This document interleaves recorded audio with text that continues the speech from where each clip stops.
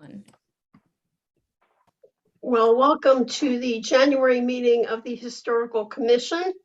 It's January 12th, and we're hoping that Dan Grenier will be joining our meeting so he can lead our reorganizational meeting.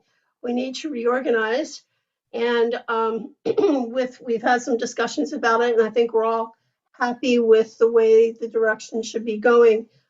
There's one new member, I believe, right? Do we have one new member, Joe? Joe, do you know if he passed? They haven't joined yet. So Has not joined yet. Two new members that are appearing before the Board of Supervisors when they're meeting next week, is it? Next Wednesday they meet? And they should hopefully be confirmed at that time. And then we have a third member who is interested in joining us. And so hopefully we'll get his nomination moving along, and that should bring us to a full house. Which brings me to my point, because I looked it up in the Robert's Rules of Order, and basically it's the number of members. So somebody's got a mistake on what's going on. It's the percentage of the members that are active. And since it's really four of us at this point, I think three does constitute a quorum, and I would argue that strongly, mainly because we really don't have any bylaws.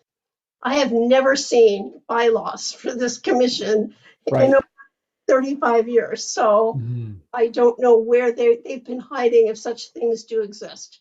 But it does go to the point that maybe we should be asking the supervisors to either provide existing ones or to allow us to have bylaws that spell out that it's voting members. We have in the past had people who are not residents of the township that have sat in on meetings, including people within both of our memories, right, Joe? Right. You remember Ann being here and the guy who was helping out with the computer, or was that before you? That was before me, yeah. Yeah, he actually lived in Falls Township and was interested, and he recognized that he couldn't vote in the meeting, but he was happy to attend our meetings. So we certainly want to encourage people to come and look at what we do and perhaps join us. I had a friend recently who was concerned about the Patterson farm express an interest in joining. And like you, Joe, he's spent years in the pharmaceutical industry in a leadership position, and I think he'd be a wonderful asset to add to our commission. He really doesn't know a lot about history, but he's open to learning and to certainly advocate for preservation. He understands the fact that preservation certainly improves property values, and he's interested on that basis. Right. So I spoke to him, and I think he's going to submit his letter of interest to the board. And I guess they won't get it on the agenda for the January meeting, but hopefully for the February meeting. Yeah, so with him, we should bring our membership to 6. I think technically we at one point. They'll bring it to 7. So there's 4 of us now. We were appointed to 7. 2 people they're nominating tomorrow, or 2 people they're hopefully approving this week in January, and then he'll be the 7th. So that would be awesome. Yeah. That if we can get a full commission, maybe we'll get a little more respect anyway in the township hierarchy. Okay, I don't see Dan joining. Approval of meetings of last. Okay, so do we want to keep the meeting at 7:30 on a Zoom, at least for the foreseeable future? I think that would benefit James. Yeah, that would be great. That would work for me. Yes. Okay, it's fine with me. It really doesn't matter to me at all, because I can go down to the township when I wish to see the files, and I have quite a few here, so it's really not necessary to punish it. It just means that public walk-in is difficult, and I appreciate that could be a problem for some people. But please comment and send me an email. I'll be happy to give my email over this camera. It's HAHEINZ@juno.com. And people can certainly send me an email if they're interested in anything that we're talking about tonight. Okay, so we really can't do the minutes, although I guess we could approve them anyway, right? What do you think, Joe? I think we approve them anyway, and we just go back and. So let's approve all minutes that have been distributed to the various members for the previous meetings. So so I distributed November and December minutes. So any comments on those? If not, No, I think they're great, Joe. Yeah, can I thanks. ask for the approval? Second. Okay. All right. Good. All in favor? Aye. Aye, Awesome. yes. Okay, we do have the developer plan, and Joe has submitted a memo for that for us to review. Right. Joe, So this memo. So as I said in my email, the Board of Supervisors at their December meeting had heard around a case for variances to the traditional neighborhood development ordinance in Edgewood Village for the Trillium project, right? And so Dan, who was had simply asked for the Historical Commission and the HARB to opine on those variances. So after discussion with Helen, the way that I approached it was to look at, do those variances impact the historical significance of the village as it was deemed relevant for the National Register submission. So started with the National Register submission, looked at the historical significance, which was largely based on overall architecture. And if you read through, you'll see for the individual buildings, for the contributing structures, what was deemed to be important. And then kind of concluded that there's only two variances that really impact the historical significance. One was the lack of front porches, because mostly all of the residences, I think all of the residences actually that were submitted had porches. So again, that's not keeping with historical significance. So I suggested that they stick by the ordinance. The ordinance says at least 60% of new structures should. I said, maybe you take it to 50, but you can't have zero. Right, they shouldn't allow that. And then the other question was one around density, right, and size of the structures, because the density was greater than is permitted as well as the size, and that does impact the historical significance. But there's a lot of leeway in that, both in what was written in the Edgewood design guidelines as well as what's written in the Secretary of Interior national standards. So if small changes to the orientation of the buildings, moving the buildings further away from the historic structures. There's two historic buildings that are there now. Moving them further away. There's several ways they could abate that, right? So, the comment was, look for different ways to resolve the structure, but probably as it exists right now, it doesn't quite keep with the historic significance. But I think most importantly, what I pointed out was, we shouldn't be concerned so much with the variances, and we should also recognize that the developer is offering to rehabilitate the two historic buildings that are there. And honestly, from the historic significance, that's much, much more important than really any of the variances are, right? Because if we continue to lose the historic fabric of Edgewood Village, then what do we have left, So the comment was, by all means, find a way to get this done. So that was kind of what I hoped to say in that last paragraph. And there actually is some historic precedent that the second structure which is a newer structure, which is probably more turn of the century, was a duplex at some point in its life. Yeah. And that would give him actually three structures that could be restored. So hopefully that would actually add to the density issues, so that he would have at least another rental unit, if that's what's important to him. Yeah, well, he's proposing to use those as rental units. So the one, I guess, is the Quill would be, two rental units, and the Ishmael house would be one. So that's already in the proposal there, but yeah. And on the other side of that, the Ishmael house actually, especially with the current kind of added respect for African-American life in early Pennsylvania, could on its own be an interesting structure to present to the state historical commission as an example, if they go forward full throttle and restore that as a shop and residence. That actually would improve, I think, also the developer's profile for having the insistence on restoring it as that. Yeah, it would be interesting that way. Yeah. I mean, the other variance. Calling. Hi, Dan. Can you get in? Oh, wow. Do you have the number? Okay. Thank you, Dan. Thanks. He's coming. Okay, good. I mean, the other variances, as you saw I just deferred to the Harb. I mean, there are certainly, concerns about how they meet the design guidelines, but it wasn't necessarily historically significant. I mean, it just had to be one of, did it meet the design guidelines? No, and there had, the research that was done by, it was during the Carter administration. So it was done by a person who really didn't have, here's Dan, have Yeah. much experience in doing historic things. He was more interested in the village aspect Right. for the National Register than actual individual houses.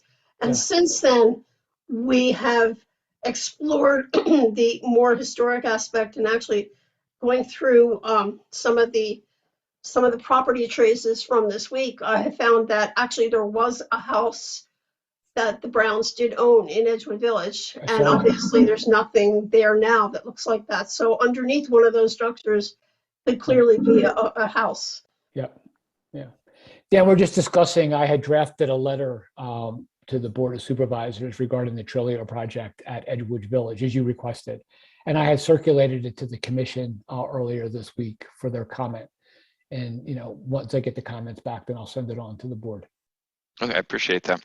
Any not to derail you here, but anything of No, I was Of note, explaining. or- I was explaining that the way that I looked at it for the historical commission was just regarding how the variances impacted the historical significance as that significance was determined for the National Register submission application. So I started with that, looked at the historical significance largely based on architecture. What was it about the architecture that was significant? I get you. And there was two variances that kind of stuck out. One being the lack of front porches, which all of the residences in the village that were submitted as contributing structures had front porches. So to have none of the new ones with front porches wouldn't be acceptable. And then the other was just one around the overall size and density. And I had just commented that there's lots of ways to abate that, just based around the distance of the structures from the historical residence. So there's, so I put some of those suggestions in there. And then the third point was to say that we shouldn't forget that that the developer's offering to rehabilitate, two of the historic structures that are there. And actually, loss of those structures would have a bigger impact on the historic significance than any of the variances would. Yeah. So just encourage the board to keep that into consideration as they continue their discussions. I appreciate that. And then just a tidbit of information. Now that we're getting close to mid-January already, amazingly enough.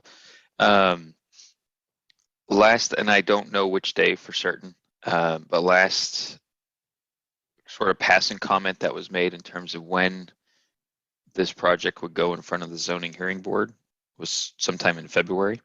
Mm-hmm.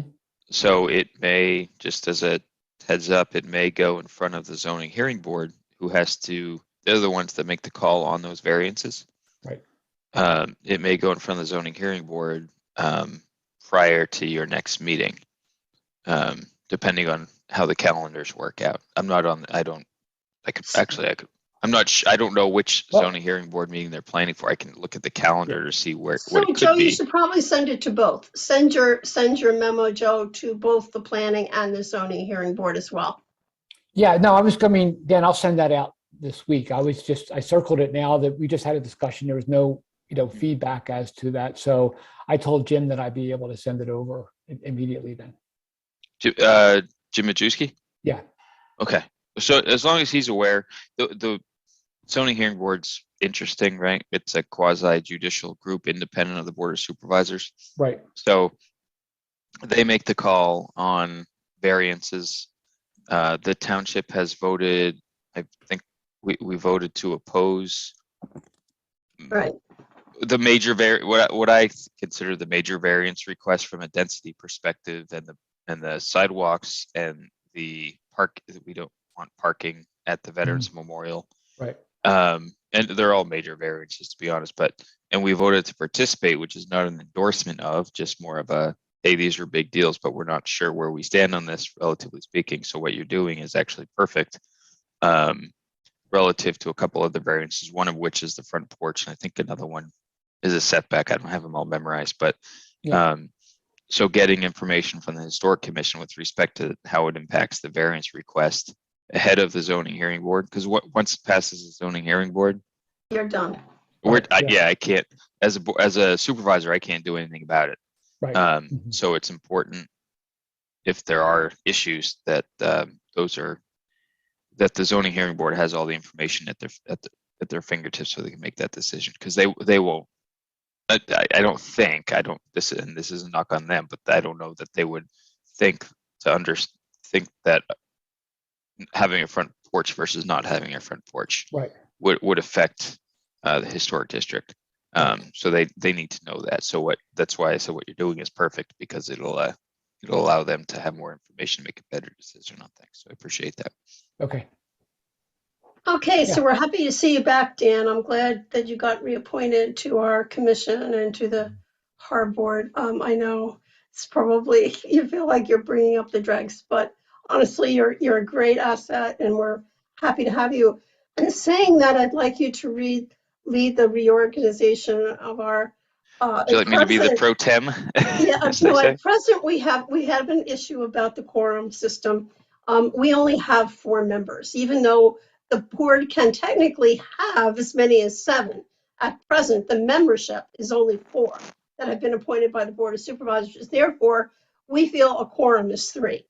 And saying that, we understand that you're going to be interviewing 2 people. We hope you take them both. And we have another person who has expressed interest similar to Joe's background. He's an executive from pharma, and he would really like to get involved, even though he doesn't know a lot about history. He's willing to learn. And knowing Tom, I think he would be fabulous. So we would like you to encourage Tom being appointed as well. On that said, I would like to nominate Joe Camerata as chairman for next year. I'd like a second. Okay, thank you, James. All right. Any discussion? I'm leading it. Fine. Any discussion? Do we want to do this before or after we have new members? Because don't we also need a secretary and a treasurer as well? We can add them. You can, yeah. Okay. You don't. It's better to reorg first with who you have, and then supplement as necessary. So we have a motion and a second. I haven't done this in a while. We have a motion and a second. Is there any comment from the board? All right. To the folks out running the phone lines, is there any public comment? There's no public comment. Thank you, Erica. That being said, I will call the question. All those in favor of appointing Mr. Camerata as the chair, say aye. Aye. There you go. Yeah, Joe can vote on himself. All those opposed? All right, 3-0. Mr. Chair Camerata, you can take over from here for the other appointments. Okay, good. So what I'd like to do is I'd like to nominate Helen Hines to be vice chair for the Historical Commission. Second.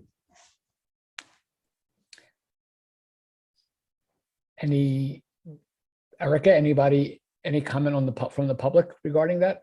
There's no public comment. Okay. All in favor of Helen as the vice chair, say aye. Aye. Any against? None? Okay. So Helen, we have switched spots. And even though he's far away, I'm going to nominate James as the treasurer. James, is that okay with you? It's okay with me. And I second the nomination. Okay. Any comment, Erica, from the public? No public comment. Okay. Then all in favor of James as treasurer? Anybody against? No? Okay. James, good luck. Now we need a secretary. I'll also have to take minutes again, you know? We'll handle that next time in our next meeting. For now, I'll take notes and basically encourage anybody who's joining an organization to be the secretary, because you really do get to know where the sources of power are. That said, Joe, I'm going to pass the next part over to you, which is the ad hoc committee. Okay. All right. So we finished the discussion regarding Edgewood Village. There's no further comments on my letter, so I will get that off to Jim Majewski, and as Dan suggested, I will ask that he send that to both the Board of Supervisors and to the Zone Hearing Board. And Joe, just a tidbit of information. The next zoning hearing board meeting is January 18th. That's probably earlier than this issue will be addressed. Right. There's another one on February 1st. And just to complete February for you, so you're aware, the other one will be on February 15th. So it's the first and third Tuesdays of the month. Okay. Typically your zoning hearing board, just as an FYI as you're prepping them, and if you keep an eye out for anything. All right, good. Thank you, Dan. So the next topic on the agenda is the report to the Ad Hoc Committee. James represents the Historical Commission on the Ad Hoc Committee and was asked to prepare a report, which he sent a draft around for us to look at. So James, the first question I had is, could you just summarize for us what Dennis Benning's request was as far as what he was looking for in the report? Sure. So I'll go again. First of all, we need to come up with suggestions for the naming of the actual houses, and preferably, getting the options for what there are now. What are the many names that people are called, just so that we have a record, that we can go back and say, oh, why are, like, if we're calling it the Slack House now, was it called anything else at a previous time? Or I mean, this especially applies with the Joseph Yardley or the Danny Brown or whatever you want to call those houses. So that's the first option. That's the first thing that we need to address. We also need to address the implications of National Registry, which, Joe, your document on that was great. I think that we could just take that document and add it to whatever it is that we send.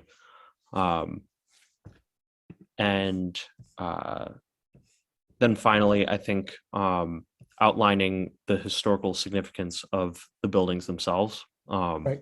which we do have Helen's documents here that go over that, and basically making any sorts of recommendations on preservation based on those historical significance. So if, as we've talked about before, if the agricultural aspect of the Patterson farm is the most historically significant aspect of the property, then we should make a recommendation that says, in order to preserve this, this is what might need to be might need to continue to happen, or involving the farmer in these ways might help to make a good case for the historical significance of the property based on its agricultural history. Right. The three things are the naming, the implications of registry, and historical significance. I mean, the naming we had discussed at the December meeting. So if you look at the December meeting minutes, right, you'll see Helen had made recommendations for that and justified it. And in the document that she sent today, she just expanded on that a lot more with the lineage of the ownership of the properties.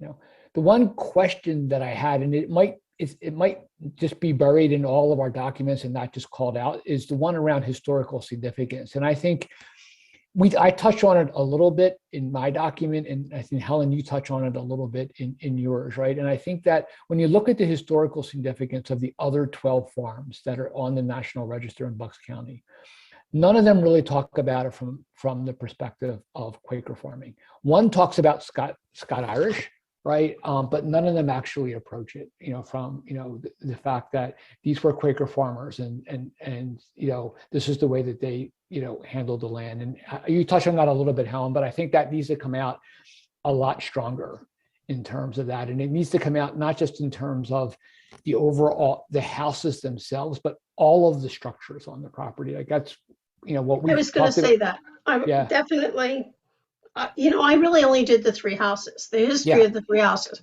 Right. because Stedman had asked me to do that and to do extensive footnotes. So he got it. He Yeah. got all the extensive footnotes out the wazoo. I think there's 49 footnotes on 2 pages. Right. So, we're good with that. However, you're absolutely correct. Not only the fact that there are so many outbuildings that have survived, but there's so much archaeology that still has to be done. And I think I was trying to stress that as well, that there really have to be more structures there. Since I sent out that, I actually sent it to Donna Doan at the Patterson Farm Group as well. And I got a message back from her around 4 o'clock today saying, oh, there's a vault 10 feet from the back door of the Satterthwaite house. And I was like, now you're telling me this? Why didn't we know this before? A vault is a typical structure that you would find around a colonial house. And Tristram just recently found one 12 foot deep and it's 20 feet long underneath the side yard. That was their refrigeration system. There's sure to be outhouses, cesspools, wells, dry wells, all kinds of underground structures. And that really needs to be looked at before any people are even walking around and poking around all of those buildings. So it's something that is kind of critical. Yes, so we just want to make sure, James, that the message we send back to the Ad Hoc Property Committee is that they're thinking about that consolidation of buildings as a farm and not picking individual buildings to save or not to save, or, Now, all of those buildings contribute to the significance of a Quaker farmer continuously farming that land for over 350 years. Yeah. I think it makes sense. Like, I definitely think that should be the main takeaway. Is the historical significance of Quaker farming and the continued Quaker farming on the property. But I mean, just as you said, Helen, the significance of the individual houses also need to be highlighted as well. As perhaps secondary to the overall history of the Patterson farm. But yeah, well, it would help with it register, but it also the fact that the register was rejected twice for failing to comment on 2 things. One, the historic agriculture, which is different than Scots-Irish agriculture, which is different than sort of Western farming agriculture, which we have at the western end of the state. This is a very different way of farming. It was very tied to the local market. And the second thing that they was rejected on was because it didn't tie to the National Historic Register District, which it adjoins. He never even mentioned in his 2 applications that there is a farm lane that leads directly to the historic village. I don't know why, but apparently they didn't think that that was important. So as far as local and regional importance, this farm demonstrates that, and the buildings demonstrate the sequence of architectural styles.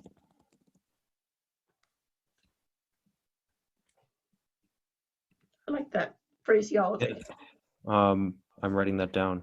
I mean, I think it also exactly that helps to the board immensely when it's like, why was it rejected previously for the National Registry? And I think there were the 2 reasons.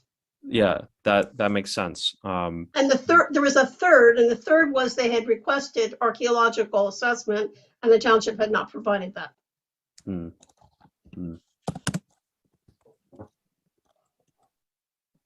So I think a strong recommendation has to be that the township provide that. Okay, archaeological assessment. So I guess my question with this is, like you were saying, Joe, there are a lot of different documents, and I'm not sure, should we write maybe an executive summary that outlines our recommendations and then attach um, Yeah, these different things. Okay. that's what we want you to Yeah. do. Yeah, summarize.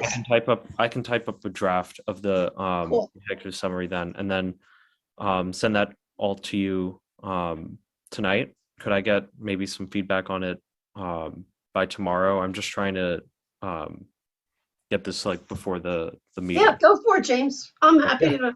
I don't start work till next week, so I'm very happy to Yeah, I help mean, you you out, whatever you could, have to do. you could put together just kind of a one page saying, hey, the 3 goals were to look at, the naming and the lineage of the house and ownership. So that's it. And it's contained in this document. The second one was the, National Register implications, and it was put here. And, and then I think it's, our strong, again, coming back to our strong suggestion to look at it as a farm and not just as individual buildings.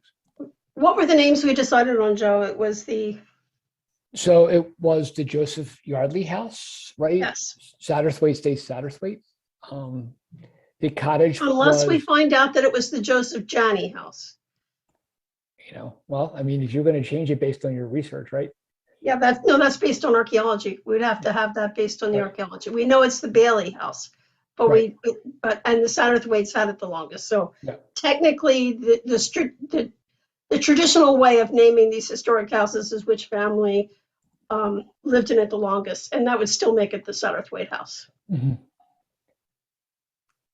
And then the cottage was Tuncliffe Cabin or Tuncliffe Cottage, right? Yes. Instead of caretaker's cottage. And then Slack House was Slack House. Mm. So you may just have to copy that, pull that out of the minutes and put that into a separate document to say, here it is. And then Helen's justification, follows as to why we chose those names. Yep. Yeah, I think that makes a lot of sense. Kind of tying it together and saying, here are the documents that go over each of the questions. Right. Mhm. Okay.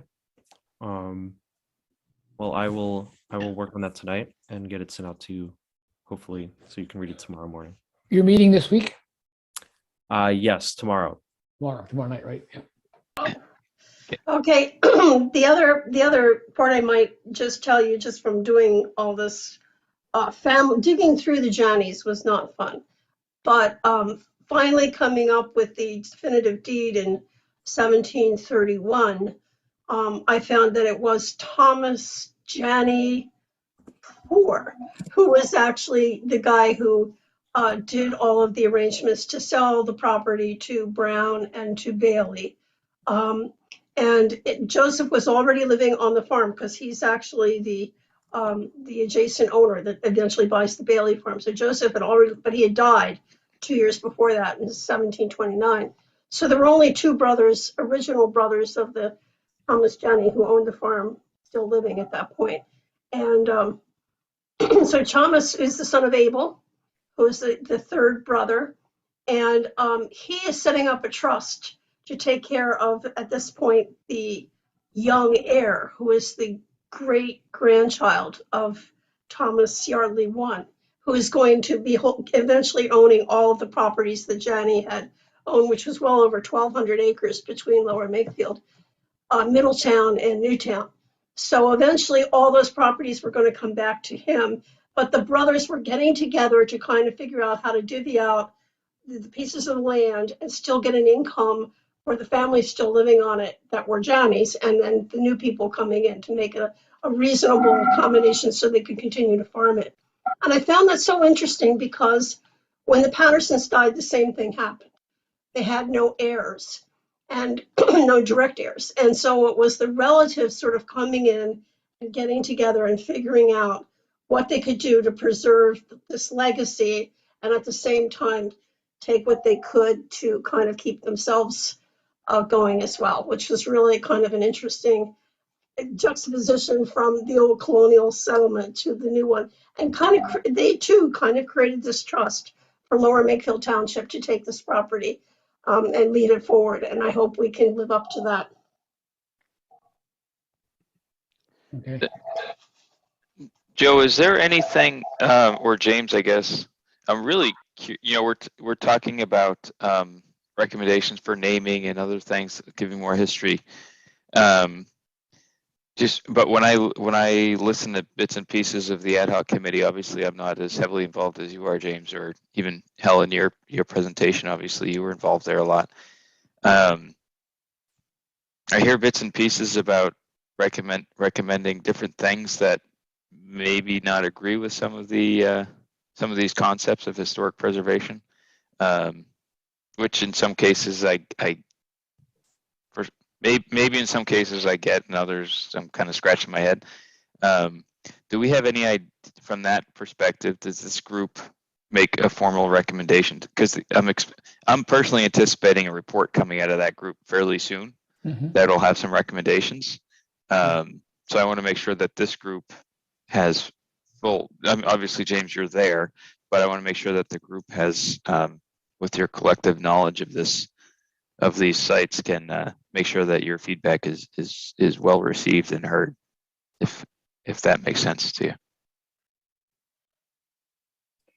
Yeah, I mean, I think as what we said before, when I've listened in on the meetings, and the one thing that I took away was there was just a decision being made on a per building basis, whether a building should be saved or a building should not be saved, and what's its use and its condition and things. And again, I think what we're trying to put forth to the committee is that's not the way, that's not the proper unit to look at. This is a farm, and you need to consider it as a farm. Its historical significance is as a farm, right?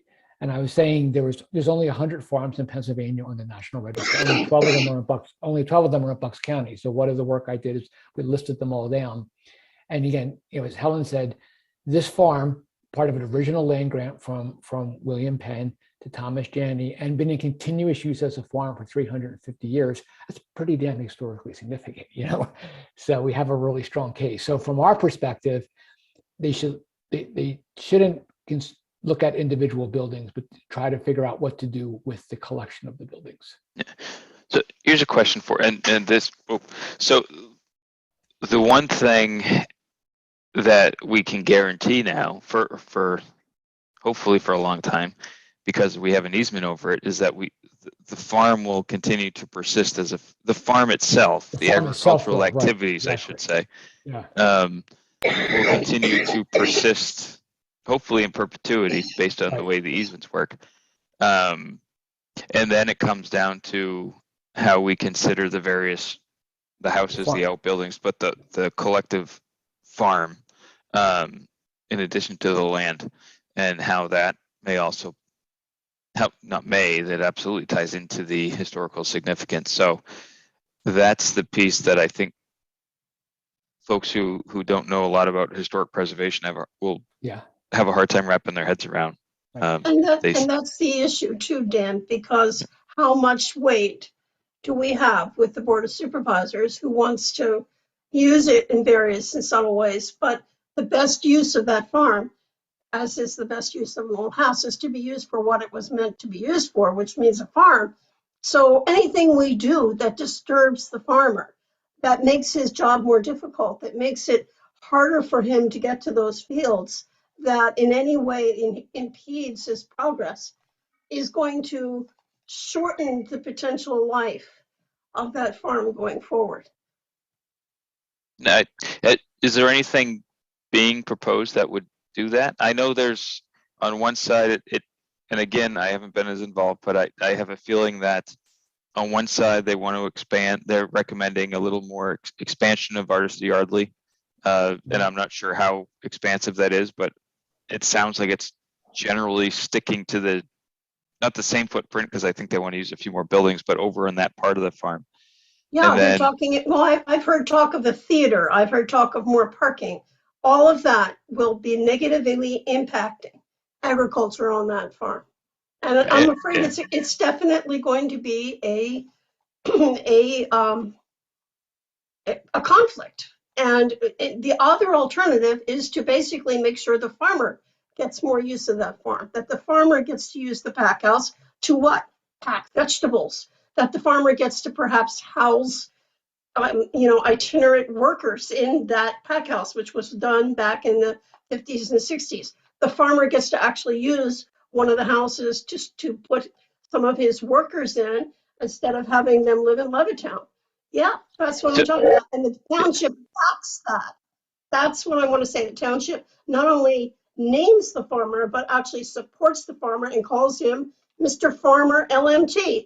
And we should be glad to have this person who is living on the farm, who is storing his various implements in the barns and buildings that they're meant to be stored in, who's perhaps exploring other old-fashioned ways of bringing horses back, perhaps cows, perhaps other livestock to the farm, perhaps planting an orchard, doing the sort of thing that will make this farm persist for the next 50 years and solve some of the local produce. I mean, in this pandemic, one of the things we've noticed is having the stewards actually producing on that farm has been very helpful.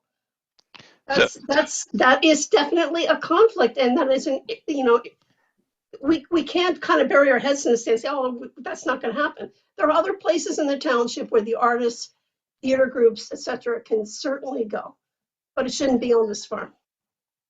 I hear you. So I guess the basic question then is, James, with this group, the ad hoc committee, has anyone talked to the farmer?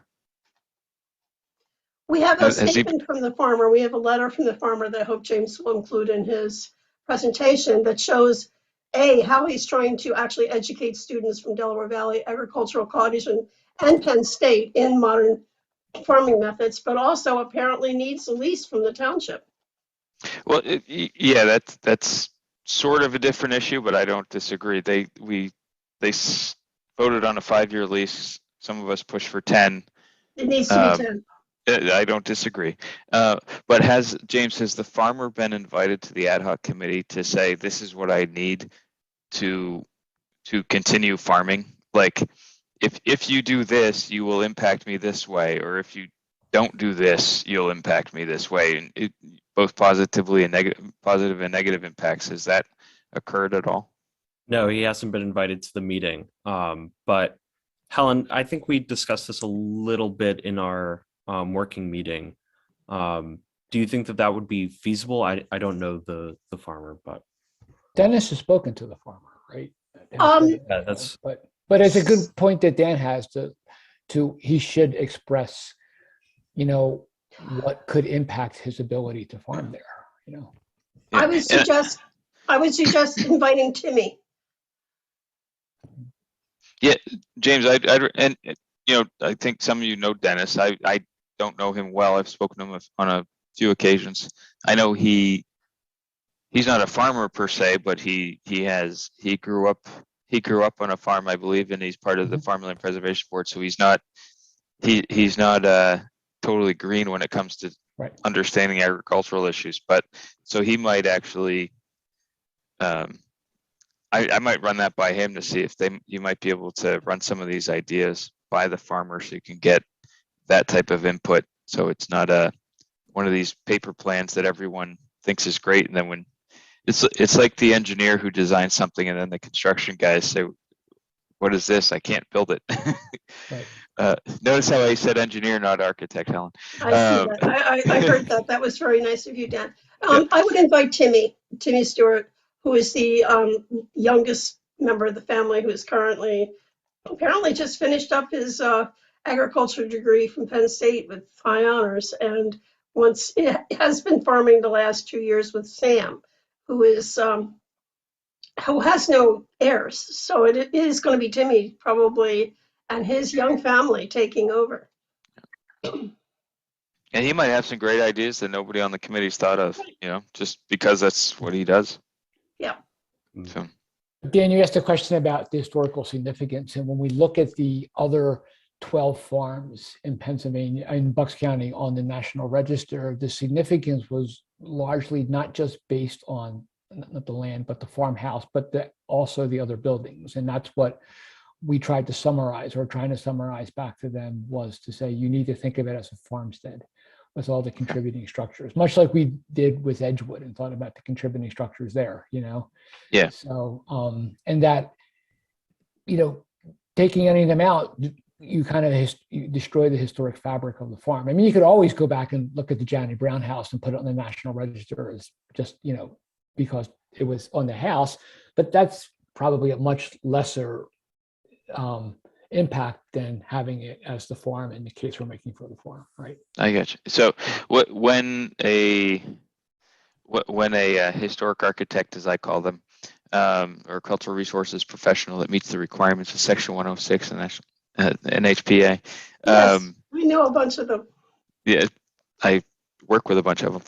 When they do their evaluations and they fill out their ABCD criteria, right?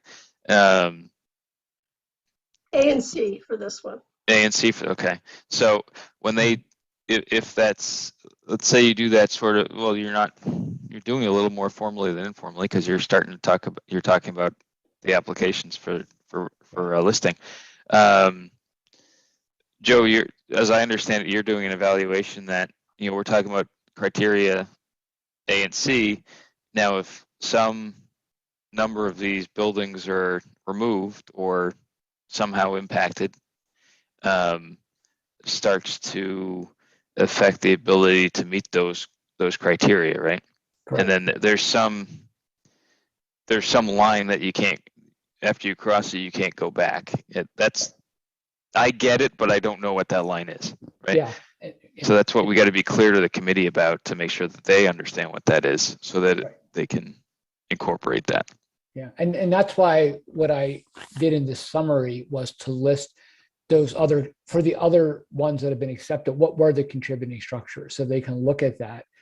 I mean, obviously the barn is one, any kind of spring house, the pack house, as Helen talked about, all of those things are historic fabric that, give significance to it as a farm and not just as an individual building. Are there any structures that just are there that don't contribute? I thought I remembered like some concrete block There's a cinder structure. block. That's There's a what cinder block building in the back that was used as a garage that they've been talking about. However, that's kind of, apparently they store tractors in that. So, it still has a use. Yeah. There is a building that the township demolished right around 2004 that was just next to the, what they call the garage shed that had a cellar. They just pushed it into the cellar. One day I came up, the Eagle Scout had finished his project 2 weeks before, painting the structure, and suddenly it was gone. Hofmeister and Public Works had just pushed the whole thing. It's still there. At what point do you start resurrecting some of these things? That's another whole issue. Well, to your point, what if let's flip it a little bit. What if they built another structure, not a modern structure, but a farm structure or something that was similar to farm structure? That one of the uses that I hear passed around a little bit, future use of part of this site anyway, would be sort of a headquarters for Public Works, to make sure that there's still a user at the facility that can keep it up and make sure it's maintained, whatever. If they did that, one of the I'll say new structure that might be a possibility that we could actually use, I don't know if it would be there someplace else, is we have these, I don't know how many, we have 5 or 6 big trucks. Pole barns, yeah. Yeah, well, yeah, if we built a pole barn or something, just to put them under there, these are $100,000 plus vehicles that sit in the rain and snow and everything else every day. My personal advice would be to buy the Harris Field and put it on the brown field. There's already a red 2-story brick structure on that was owned by Conrail and should be utilized, and they could certainly add to that. And Harris's farm, adjacent to me. Oh, right next to. Oh! Is that the brownfield? Is the dump? I know what I get you. The Harris tract, as we call it. The other possibility would be Torbert's adjoining farm. That would certainly. There is nothing that is historically significant left on the Torbert farm, and that soil has been totally compacted over the past, 4 years of construction. So that would make the most sense to me. Interesting. Okay. I would not be in favor of adding a modern structure unless the farmer needs some kind of picking and sorting structure. He has a barn of his own only a mile away. So, I mean, the Sam's barn is about a mile away. So, Okay. you know, they so far have been pretty successful moving equipment, but I know his barn, he could certainly use some space in Patterson, so then they wouldn't have to move it on roads, which causes traffic issues. Understood. Yeah, so I guess the one thing I would love to see, just to reiterate, is just to make sure that the farmer has some input into I this whole agree. thing. That's you know, it needs to be something that can be implemented and not harm the farm. Well, Dan, everyone's you have to start fighting for this. This is going to be your new re-election. Re-election? What are you talking about? I get 2 years left on this one. Yeah, but you're going to go for that and go for more. Come on. I'm serious. That would be awesome. Okay. I think I'm going to write down discussion on overall use yielded productive solutions. Okay. Okay. All right. So James, you'll find some executive summary document that pulls all this stuff together and forward it around to us. Yep. Okay. Yep. I've taken a lot of We'll notes. look at it. Thank you, James. Enjoy your semester. You know. Thank you. Okay. Next on the agenda was old business. We've talked about doing these videos and informational contacts for the public. This is actually taking your presentations, Helen, and recording them. So one of the things we talked about was how do we get them recorded? We can use Zoom to record them. When we spoke to James, he talked to Jim Majewski. He suggested that we actually use part of our meeting here to do that recording. I don't know if that's feasible. I mean, it depends on the amount of business that we have, right? Whether we do that. But I mean, I have a Zoom account. I can record it. It's not that hard to do, right? You know, so I think it's just a matter of us, starting to put one down, put a first lesson down, do the recording of it, and then put it up on YouTube. Now, I do know I did look at the resumes for the people that were coming on, and at least one of the people coming on seems to have a lot of experience in this. So I might say that we should defer this in the hopes of having some new members next time who really know how to do this. That'd be interesting. I've been told I need 12 of them and not to exceed 15 minutes. So yeah. So, I mean, Helen, the one thing you can do is just list them out. Here's the 12 lessons we want to do, yep. Each of them 15 minutes, right? I mean, if worst comes to worst, we'll just hop on my Zoom account and we'll record them, and then we'll have them, and we can put them up on the, on the township YouTube channel. Yep. Okay. Happy to do that and happy to work on that. And I really also would really like, should the ad hoc committee decide to push the township to get this put on the National Register, I would like to resubmit it myself, correcting what had been done before. So I'll lay that out there to the township because I would really like to do that. You probably said this and I just didn't hear it. Who did it previously?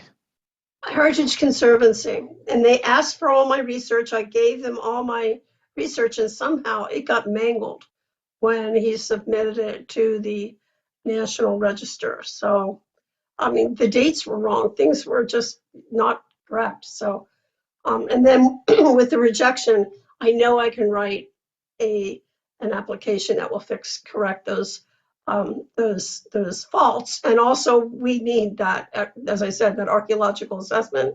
I personally know a project manager in the archaeological firm in New Jersey. I can't remember his name right off my top of my head. It's Aon or something like that in Mount Laurel. She lived in this township, went to Temple, got her archaeological degree. Her last name is Hood, and her husband also works for the company, so Scott Hood and Eileen Hood would be excellent to actually do some of that kind of research. Yeah, and not for nothing. I don't know, our township engineer might actually have a, I don't know this at all, I've never asked, but they may carry, they may have a small staff too that might be able to assist. I don't know that for certain, but many of Well, them, I know many of them do. Eileen did the President's House in Philadelphia, and she's worked on Seminole Indian sites in Florida. She's great. Yeah, the firm that did, I will say that I actually, on the Scudder Falls Bridge, the firm that Yeah. did their archaeology, I know them really, actually worked there a long, Oh, that's 20 awesome. some odd years ago, not I as an want some of those archaeologist. artifacts for somewhere in our township. I went on a few digs well before the Scudder Falls, I left the company well before then, but it was very neat to assist on some dig sites when I wasn't out doing wetlands and Yeah, a lot of engineering them are stuff. on a case at Temple. I don't know what's happened to them, but that would be interesting to find out also. Yeah. On number Okay. 6 on the agenda, on the octagonal schoolhouse, why don't we Yeah. skip that because Barbara's not here? Yeah, But Barbara is still on that. She told me, and she's still interested in continuing. Right.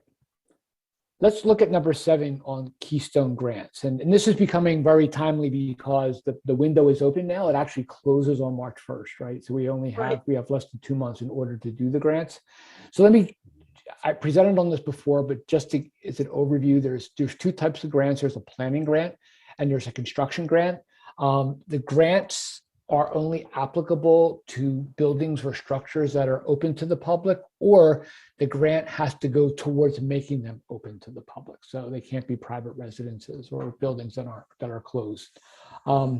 They also are only a nonprofit or a municipality can apply for the grant. So it can't be a private individual that applies for them, and they're matching grants.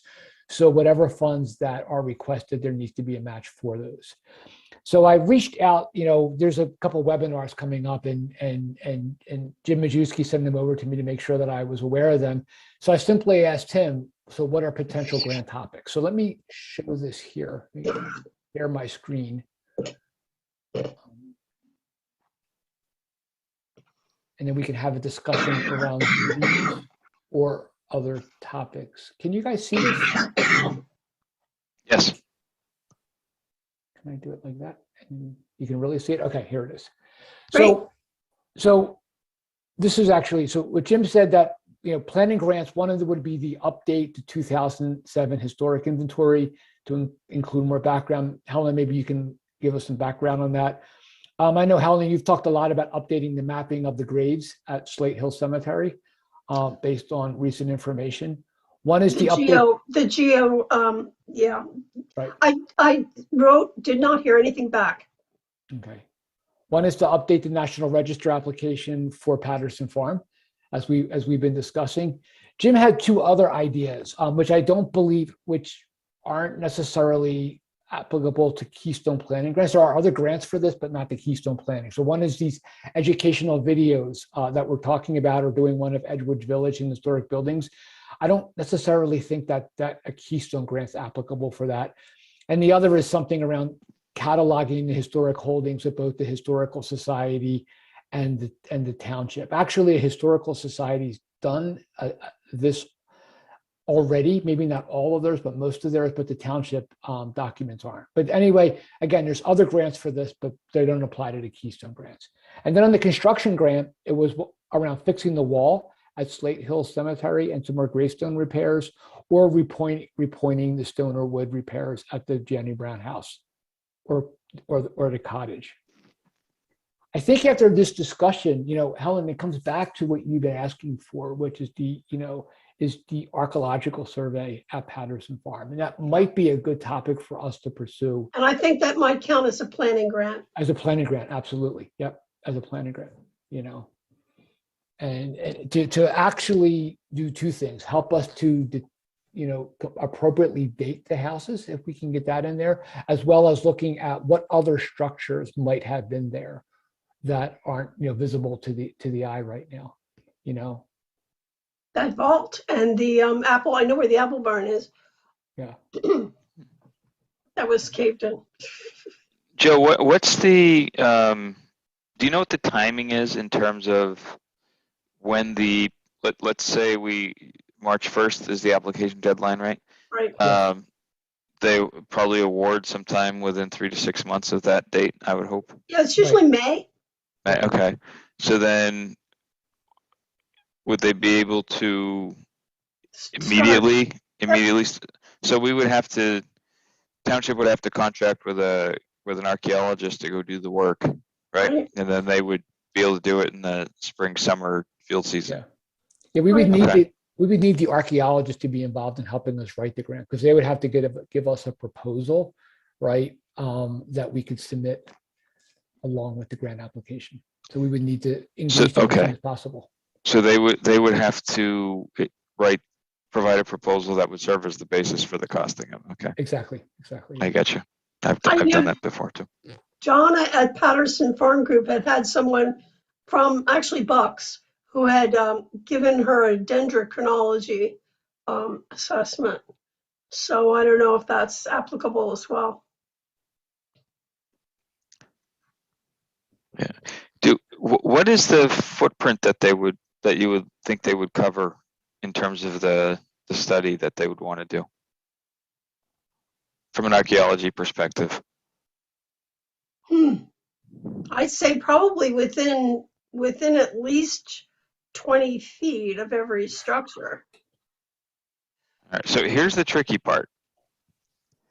The first 10, 15 feet, we had a study done a couple of years ago where the first probably not quite 20 feet, but say 10, 15 feet are all pretty high lead levels in the upper 6 to 12 inches of soil. Mhm. So we'd have to manage that from a health and safety perspective to see if we need to remediate that first before they do any archaeological testing, or if Even there with the are corn. methods. Even with the corn, it didn't protect that. No, I mean it's a heavy metal, so it persists. It's not, it won't break. If you had a hydrocarbon spill, then the anything growing would allow it would basically break it down into its constituent parts, and you could that they call phytoremediation. Pretty cool stuff. It just takes a little while, but it can work for hydrocarbons, but lead doesn't get taken up quite as easily, unfortunately. So it's usually a dig it out and get rid of it is the typical approach for lead, unfortunately. And you're looking at sifting and you're looking at ground coloration. Exactly. It has to be done. Yeah. Yeah. So it from an archaeology perspective, have to kind of think about that with respect to the remediation, because you're looking at the same depths typically, right? Right. So as they're remediating it, there may be stuff in other parts of this. Well, there probably are areas to look at in other parts of the site that would be interesting as well from an archaeological perspective. But the stuff near the foundations of most of the buildings, we're looking at lead issues too. So it puts not an impossible wrinkle, but a difficult wrinkle. I'm sure these groups have dealt with that before, these archaeological companies. Yeah, they have to put together pretty detailed health and safety plans. Some of them will just pass on it. Some of them will put on the hazmat suits just because. But I'll be curious to see what they would propose in that situation, because we'll have to disclose that to them, obviously, for their own health and safety. And it has to be removed anyway. So, I mean, actually, this solves two problems at once. I think that's awesome.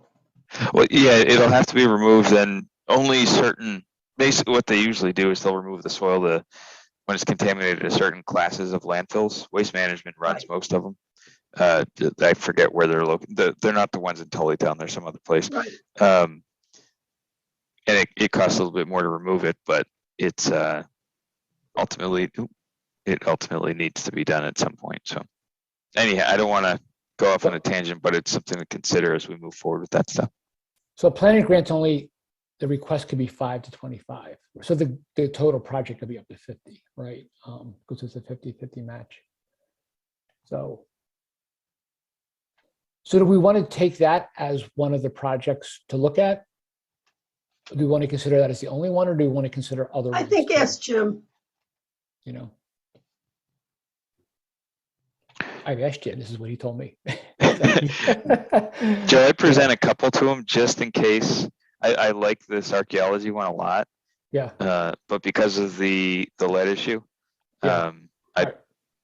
that Well, may end Slate up being find a backup one. I think Yes, just in Slate case. Hill. There is a fabulous gravestone cleaner over in Newtown who gave me his card at the at the monument rededication, who was really willing to work on, especially the historic stones, the ones that are pre-1800. So that would be awesome. Then that would be a construction grant. Yeah, and then the wall needs to be redone. Okay.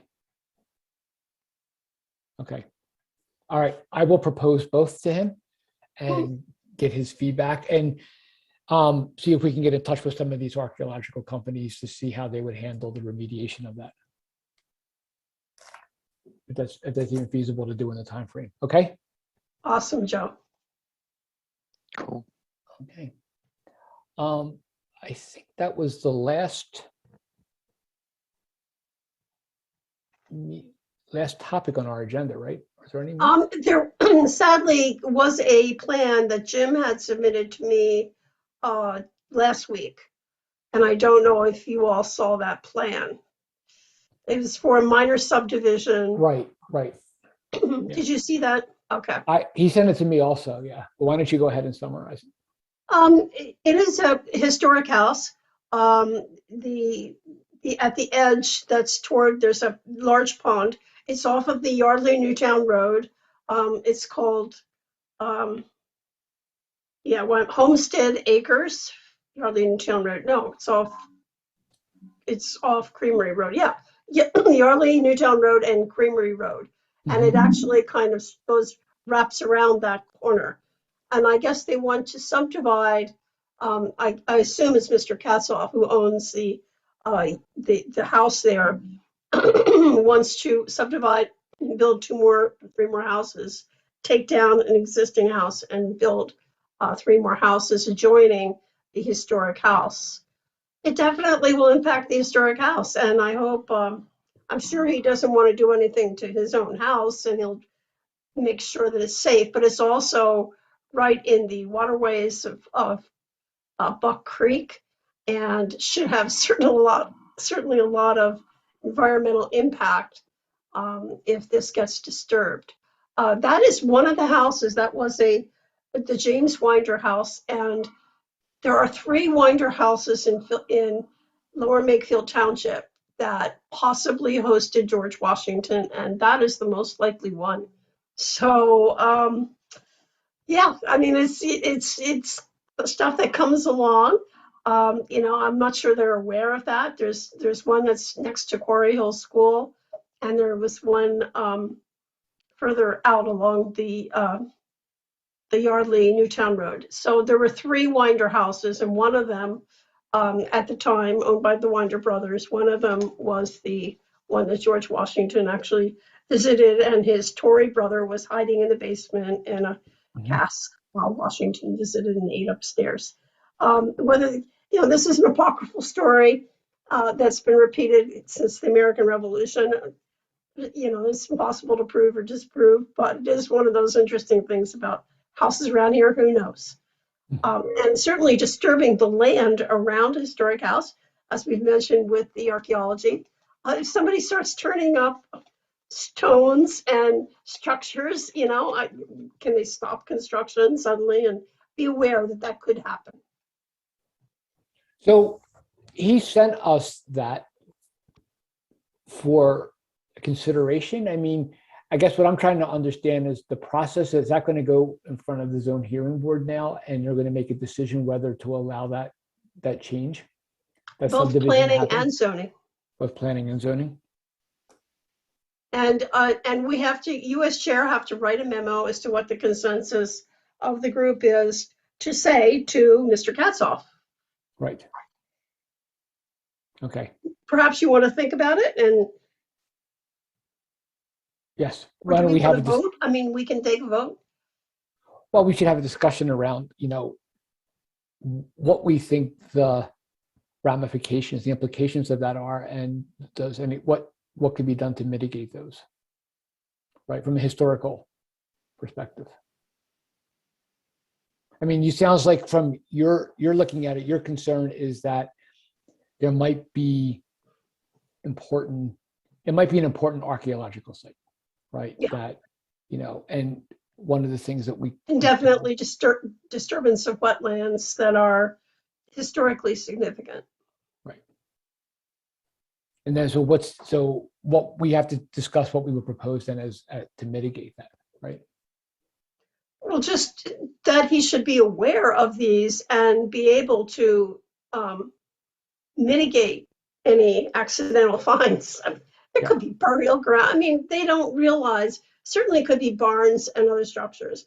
That there was clearly a house on the land that is proposed for this development, either on that side of the street or on the other side of Creamery Road. We don't know what side of the road the house was on. But that was his brother's property during the American Revolution and up till 1798, James is Wender's brother. So there was probably, some structures close to Creamery Road. Mhm. Close to Winder's actual house, I would suspect that they're going to keep the tree row and the existing drive, which passes on the eastern side of the waterway. So they will be crossing that waterway. So these new lots will be on the western side of that waterway and then coming out close to the intersection with Creamery Road. Other than the fact that that's probably going to complicate that intersection as well, and it's a private drive. I don't know, what the planning and zoning should say, but just say we're concerned about the effect on the historic structure. That would be my recommendation. Mhm. Okay. So they can give us reassurances at that point that they're not going to touch it. They're not going to destroy the viewscape. We can't really see it anyway from the Yardley Road because they have shrubbed it pretty extensively from the Yardley Newtown Road. We couldn't even put it in our pamphlet for historic houses because you really couldn't see it from it was one of the ones we considered, and we thought it's just too far back there. We can't see it, so we didn't put it in. Right. Okay. Why don't we get together and I'll draft something then. And we can Okay. also give some historical significance to that. Okay. Okay. Okay. Good. Other topics, other things that we need to be thinking about for this year? Do we have any public comment? There's no public comment. Dan, from your perspective, from the board supervisor's perspective, are there things that we should be thinking about for this year? Oh, geez. Yeah, I think what we've already spoken about is number one, right? The ad hoc committee. I'm anticipating, based on everything I'm hearing, some report will come out soon. Mhm. And I'm curious how the recommendations from that report are going to be driven, and how recommendations will be implemented, and who's going to, how the wants, needs, opinions, et cetera, are going to be weighed accordingly in terms of the implementation. Because I've heard a few things. I've heard a few people mention trying to sell the house again. Heard a few people mention trying to tear down certain buildings and use barnwood or something. So I've heard people talk about, just rebuilding a facade and putting other stuff behind it. So just that's all ideas I've heard floated that I think from a historic perspective are raise some eyebrows potentially. Some of them might be okay, some of them might work, some of them might be an improvement, who knows? But just very much keep an eye out for that. I think that's number one for this committee. And that's soon. And obviously, if James in there to you all can watch it, and James is part of it, so that's positive. So your voices can be heard. Obviously we're already engaged with the Troilo development at the point. Keeping an eye on that because I think that is pretty fundamental to the township at Edgewood Village. So just making sure your input is heard. That one is tricky. The Board of Supervisors has been, and township staff, I think, have been a little bit divided on that one. Some are pushing for full-blown development of that site. Others are scratching their heads as to why that's being pushed so much. So I think right now we're in an okay spot, but it's tenuous. So I want to keep an eye on that. We do want it to, we want it improved. We want it fixed up. We want something there so it can operate and be part of the village. We just have to be careful about it, right? It's always balance. So those are two that are coming up very quickly. Also keeping an eye, sticking with the same developer, keeping an eye out on the other end of the village near Flowers Fields. He'll probably be building his other, most of that stuff was approved a long time ago, but the way the economy is, he may actually start building it now. So we should see something happen soon in terms of moving along with Flowers Fields the way it is. So that will be something else to keep an eye on. How that impacts the village, both positively and hopefully not negatively, but ultimately we'll see the village becoming more and more of a village. If you think about that corner. And then we should be seeing ground being broken fairly soon, I think, in the next few months at the Prickett Preserve. So we're going to keep an eye on how the barn and the house there are going to be supposed to be those are from the message I've gotten from the developer. In this, we often think about historic homes or older homes and barns and other structures being something that developers and others want to get rid of or find as a nuisance some way, and they want to let them fall down, so we'll build something else. In this case, these will be key features of that development. So they want to make, I think, one of them maybe into a nice restaurant with taking advantage of the historic charm, the architecture that's there. So that should work in our favor relative to this committee. So we want to keep an eye out for that too, because I think that could be really neat if done well. If not, then that's a concern, obviously. And those are all immediate, near-term, next couple months issues that I think everyone here will be very interested in. After that, long-term issues will be ultimately how the ad hoc, the recommendations, how they're accepted or not, and how they're implemented there. And I think at the same time, we focus so much on the farm that we kind of forget about the golf course and the buildings over there, because I think those are a big part of it too. Those will likely be reused, from what I'm hearing, hopefully in a positive way as part of that. So we want to keep an eye out for that one. And these are all structure based, right? But ultimately, as we get more committee members that can help you lift some of this weight here, it would be really neat if we could start to re-engage the community a little bit more at different levels to really teach and spread the word about Lower Makefield history and Yardley history, even more so than what's been done before, as we get new members and additional energies to commit to that, because you're only a few people, so you can only do so much. So taking advantage of that. So anything you can do to get more of that history out there, outside of the projects we're looking at, all that, I think. Yeah. Making sure people understand that they're connected to this place is a big deal. So yeah, that's my personal opinion, but that would be a good thing to discuss next time. I know, Helen, last year you had talked about doing something over at the cemetery, but it got kind of late in terms of the planning, and we didn't have enough people to pull that off. So if we're going to do something like that, probably February would be the time to start discussing and planning that. So sounds good. And the of course the whatever it is, what, the 250th year of the country is coming up. Right. So we need to consider that and how Lower Makefield can certainly participate in that. The other thing I bring up is the Pennsylvania, the state SHPO is looking at another baseline survey. They're actually in a 3-year survey, and Bucks County is in year 3 of the survey. So that's going to come to us probably in the 4th quarter of this year or beginning of next year. So, and we just got to make sure that everything that we deem as being historic is actually in PA share. That's what they're trying. Now the PA share is up and running. That's what they're trying to do.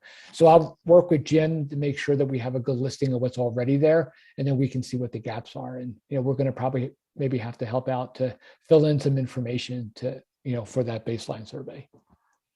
But that'll be happening later on in this year. Hey, Dan, with regards to Prickett, are there easements on that house and barn? I mean, will we know what they're planning to do, and will we be able to look at that, or were there no easements? I don't believe they have committed to presenting the I'll use the term designs to I believe both committees, this committee and the HARB for input. That was part of the discussion as part of the overlay, because we have, and I think there's legitimate agreement, on their part. They want to make sure I'm being very basic here. I'll admit that up front, but they want to make it look nice and make it look historic, because that's actually, I think that's a draw for them. That's a moneymaker for them. Right. So they can common sense. Yes. I think so. So I think everybody wins if they do that, if they actively engage you all, because I'm sure they have folks on their consultants and staff that get it or have some feel for it. But I also know landscape architects and architects that don't have a feel for that love to do funky stuff sometimes. You just kind of scratch your head. So, hey, if we can prove that it was one of the Johnny's houses, particularly Abel Johnny's, that's awesome. Yeah. So, and I think they'll when they come to you, they may have, hey, what do you think of this versus that? So I think your comments and opinions and suggestions could actually be, they hopefully will see it as an improvement to what they might have in-house, or at least an augmenting to it. That's how I would look at it in their shoes. So that should, like I said, I think they'll be breaking ground. I'm looking at my little calendar on the bottom of my computer. I think they'll be breaking ground sometime in March. I don't know that for certain, but that's for all the civil works that they have to do. Mm-hmm. Which is a lot. It's a big site, yeah. And then as part of that, though, they got to finalize the architectural plan. So that should be coming up fairly soon too, I would think, because they want to have all that done as they go into actual full development. Dan, is there any repercussions if they do hit materials that need to be examined? Well, so the way that usually works is they have certain permits that were issued by the state, and in this case, I don't think they impacted any wetlands, so it keeps them out of those regulations. I know there were Native American possibilities there. So yeah, so I believe they have to have what they call an erosion sediment control plan, and in their case, they might have a NIPD's individual permit. So that's a federal permit issued by the state. So whenever you have that creates a nexus to the Section 106 regulations. Right. So as a condition of, that's what I'm being a little almost lawyerly here, but because there's a connection to a permit that has conditions related to Section 106 and NHPA, if they hit something, then they have to. If they find something, then they have to deal with it. Mainly because it's the piece of cusp land that's in between the drainage to the Delaware and to Core Creek. Right. So that's prime area for Native American. Right. That I learned 20 years ago when I was working. actually modeled that for the state. That was Oh, one of my that's fun awesome. GIS projects. That was one of that's how I got into all this stuff, was modeling that based on I was really into oh my gosh, how natives and Aboriginal folks use native plants. Right. And I modeled, found a, sorry for the, what I did, the model I did was for the DOT, the PennDOT, and made this a GIS model that had a list of The plants. 300 to 500 plants and mapped Right. their habitats with my botany professors. I went back to them. I came up with the model and asked them to review it, and then based off of that, worked with the archaeologists to kind of block them into a seasonal use when they would use them, The and then arrowroot. yes, and ultimately tried to find hotspots for where they might have grown in the landscape, Oh, that's and awesome. and it was pretty cool. It was pretty cool. So anyway, It's I digress, amazing. but It's amazing. fun. Yeah. Yeah, Harris has some of those over there. Anyway, cool stuff. Thank you so much, Joe. Okay, very good. With that, if there's no other topics, can I get a motion to adjourn? Motion to adjourn. Second. Second. Okay, all in favor? Aye. Good. Thank you very much, everyone, and we'll be talking to you in February. Thank you. Looking forward to 2022 with y'all. Yeah. Bye. Have a good one. Thanks, Dan. Bye.